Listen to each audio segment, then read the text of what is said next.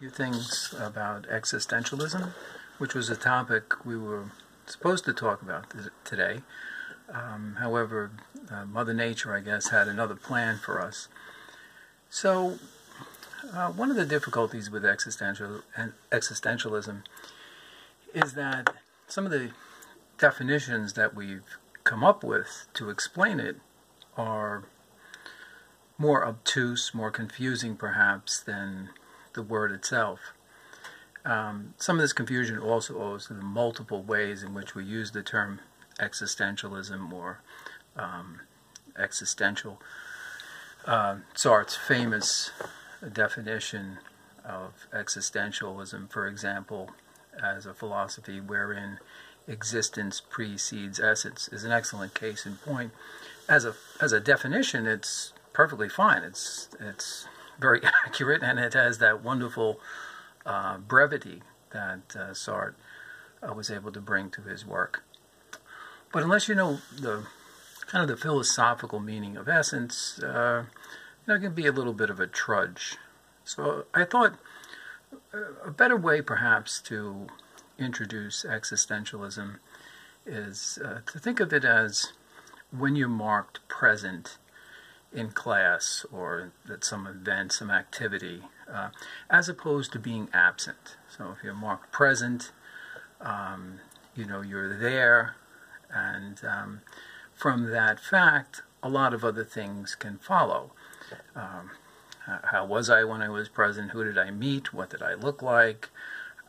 All of these descriptions can follow from the one simple but somewhat complex notation that one is present.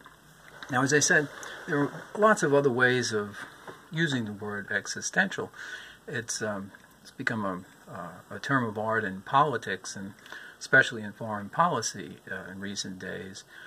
For example, it's not uncommon to hear foreign policy folks talk about Russia or perhaps North Korea now as an existential threat to the United States. Well, what do they mean by that? Well, usually they mean, in the case of Russia is one of the few, the only country that could completely annihilate the United States. That was Richard Nixon's take on why we should privilege U.S. foreign policy towards Russia, for example. And that's a separate meaning altogether.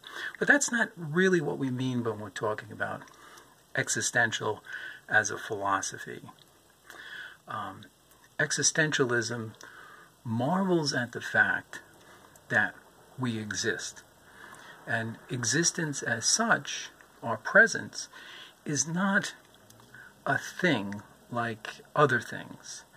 The philosophical term is, it's not a predicate like other things. A predicate would be an example of one is short, one is tall, one is bright, one is dull, and so on and so forth. There's hundreds of billions of words we can use to describe a person, but their existence always eludes us. There's always that something that can't be quantified. So it's the qualitative element of our reality, of our living, breathing reality.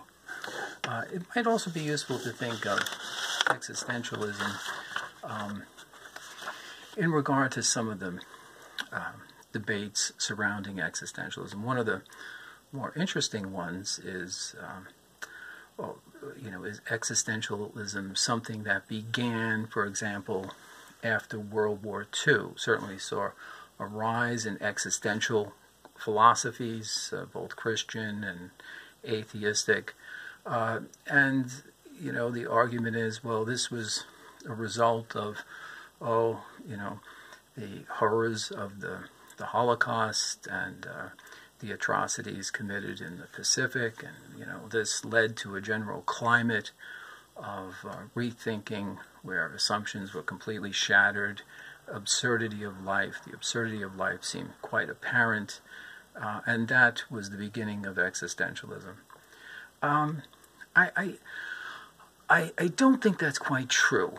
I think existentialism is not a philosophy that was discovered in that sense. And to be clear, most of the great philosophers of existentialism and the commentators on existentialism, Walter Kaufman, for example, were keenly aware of the predecessors they had in earlier moments of philosophy.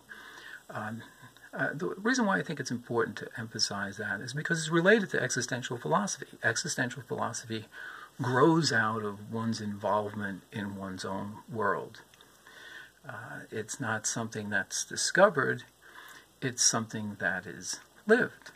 And of all philosophies, it stands by the test of whether or not it actually fits one's experience. As one teacher put it to me many years ago, if you're not an existentialist yet, life will make you one. Certainly with the arrogance of youth and the innocence of youth, some of the themes of existentialism seem awfully abstract. But that might not always be the case.